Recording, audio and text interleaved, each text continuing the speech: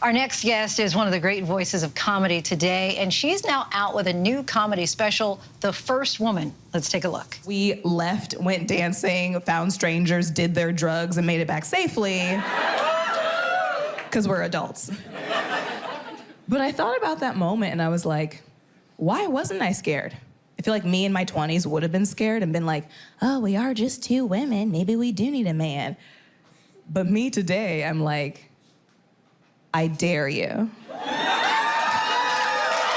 Sasheer Zamata is here with us in studio. Thank you so much for joining us. Yes, thank you for having me. So this seems like an exciting project, which you produced. Yes. How did it all come together? This is my second special, and I really wanted to do something where I felt like I was in control of my art and where it goes and how I do it. And this is a very cool process where I got to know so much about producing my own thing and the inception of a whole production, and I'm just excited for people to see it. Why is it called First Woman? I want people to know that this is a very woman-forward special. I talk about me as a woman, women's bodies, our anatomy, women's health, women's history in this country. It's very woman heavy, so I feel like after you watch it, you'll get it, but The First Woman kind of encapsulates all that. And so where do you come up with material for this? I mean, obviously, it's very personal because you talk about sex and being a woman, being a Black woman. Yeah. At what point do you decide, not only do I think that that's funny, because I'm the kind of person, like, I'll laugh at my own jokes, nobody else laughs. How do you know that it's something that's so relatable that everybody's going to laugh? I mean, I hope everybody laughs, but I kind of use the audience to help me figure that out. Like, I test it out on stage, I test it out on the road, and it's like a symbiotic relationship where, like, I give, but I'm also receiving a lot of information from the crowd. So if they're vibing with something, I might go more that direction. If they're not, I'm like, well, let's maybe rewrite that. And so when and how do you go about cultivating that material? I mean, I have like a whole notes app of just random thoughts, like things that confuse me or anger me. Like, I have a joke about cars with eyelashes, and it's truly because I saw a car with eyelashes and I was like, what? Why? Why is that still a thing? And what is the thought process of the driver? Let's take a look at another clip. Hit the ground, and most of the impact happened on my arm, and that's actually where I get the scar from.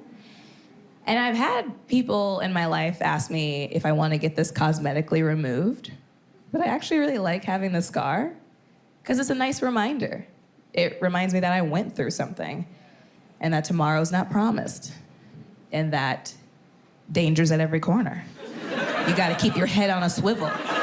You never know when someone's going to come out of nowhere and try to make your life hell when you're just minding your own damn business, and maybe that's where some of the anxiety comes from.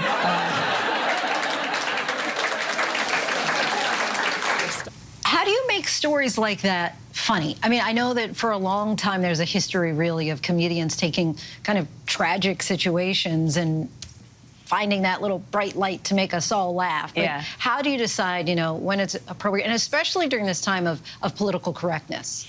Oh, I mean, I feel like it's a mix of time or just knowing how you're going to phrase something. I think you can make anything funny, even tragic things, but it just depends on how you're phrasing it. When I got hit by a car in college, and that's been a story I wanted to tell for years, but I didn't know how, and then eventually I started, like, finding other threads in my material, talking about health and women's health and going to the hospital, and it kind of tied in really well. So, yeah. Of course, many labor unions are striking right now, SAG-AFTRA, the Writers Guild. When do you see resolution, and what do you think would be the moment that you say, okay, we can accept this? I really have no clue when the resolution is going to happen. I hope soon. I mean, I do think it helps that there's so many people striking, the writers and the actors. Like, things cannot be made right now.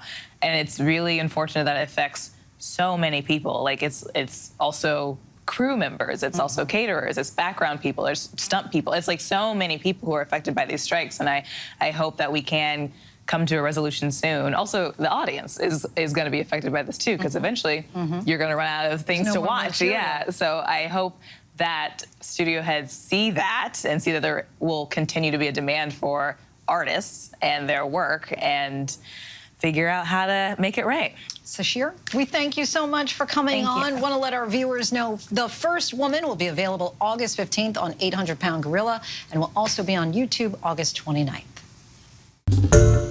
Hi, everyone. George Stephanopoulos here. Thanks for checking out the ABC News YouTube channel. If you'd like to get more videos, show highlights, and watch live event coverage, click on the right over here to subscribe to our channel. And don't forget to download the ABC News app for breaking news alerts. Thanks for watching.